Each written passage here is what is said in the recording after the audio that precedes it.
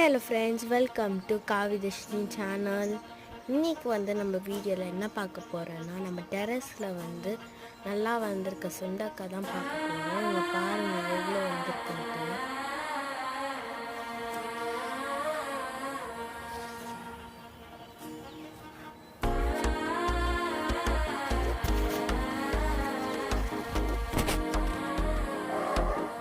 எல்லாமே நிறைய வளர்ந்துருக்கு.